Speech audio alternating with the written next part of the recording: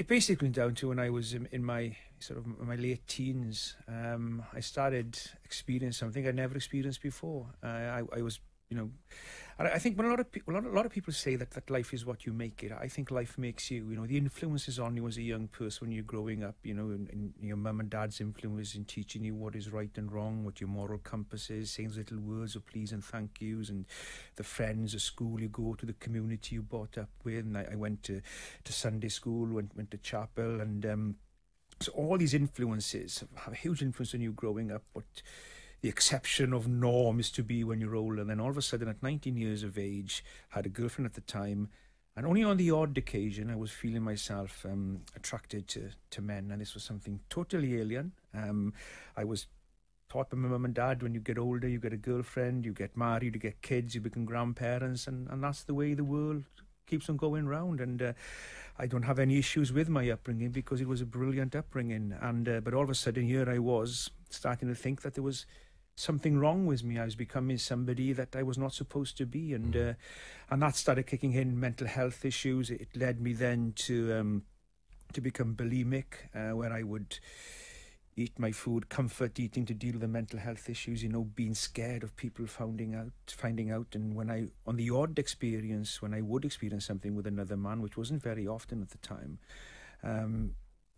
I'd wash myself in the shower afterwards to get rid of this, what I thought was this dirt on me, until I would cut myself until I bled, and so with these mental health issues, the comfort eating, I put a lot of weight on, and then I became bulimic. I'd eat my food 3, 4, 5, 6, 7 times a day sometimes, and just make myself ill afterwards and getting it all up, and then lost a lot of weight, went to the gym, wanted to put some weight on to have what was perceived to be the perfect image body, and I started using steroids, and I got hooked on steroids. And then when I was about 25 years of age, not wanting to be this person, I'd read somewhere that you could get chemically castrated, and if you got chemically castrated, it would get rid of any sexual urges you had. And I went to the doctor and I said, look, I think I'm gay and I don't want to be gay, and I want to be chemically castrated. And the doctor said, well, look, it doesn't work like that. And I left there in the worst state that I got in there, nobody to speak to.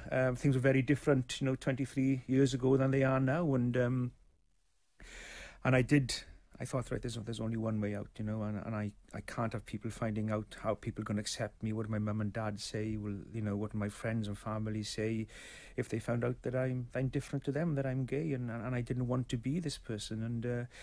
And yeah, I did something one night that I will regret for the rest of my life. Something I have to live with for the rest of my life. When I left that note for my mum and dad and said I couldn't carry on my life anymore, and if I hadn't been found by the people looking for me in the police helicopter and taken to West Wales General Hospital, where I spent a couple of days in intensive care and sort of rest week or so in hospital, and the doctor said to me, look, you're a very, very lucky young man. It'd been another 20 minutes and it would have been too late to save you. We live in this social media world where everything's at your fingertips. Sometimes people still don't know where to turn to, where to go, and just a simple little sign, saying, look, if you want to talk, we're here to listen, like the Samaritans do, can help so many people in just that moment of knowing, okay, I can go here and ask for help, or I can speak to somebody here to see where I can get help. And I think that I think is hugely important, and educating as well. I think, particularly in young children, in educating them that,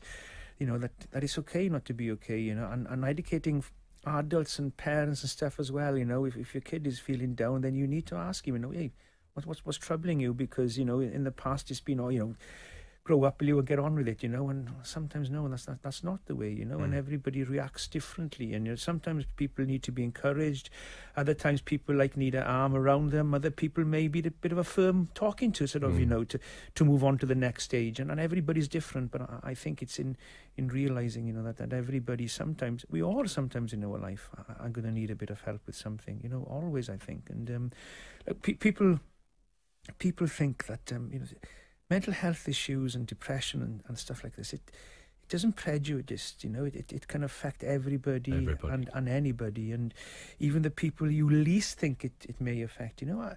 People may think that my life is brilliant, you referee World Cup final, you've got a lovely lifestyle, great family, you're travelling all over refereeing all over the world, and I know there's still things that get me down.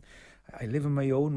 My mum passed away 10 years ago. My dad is now 83, and I haven't got any kids or, a partner and kids and stuff like that. And sometimes I get worried sometimes about becoming old and on my own, when I go to bed at night and thinking, I'm on my own here, and that sometimes gets me down now, even still after I've been through. But what I have learned is to then to talk about it with somebody, and then you will see, like, yeah, you're at your own at the moment, but that not may be the case forever.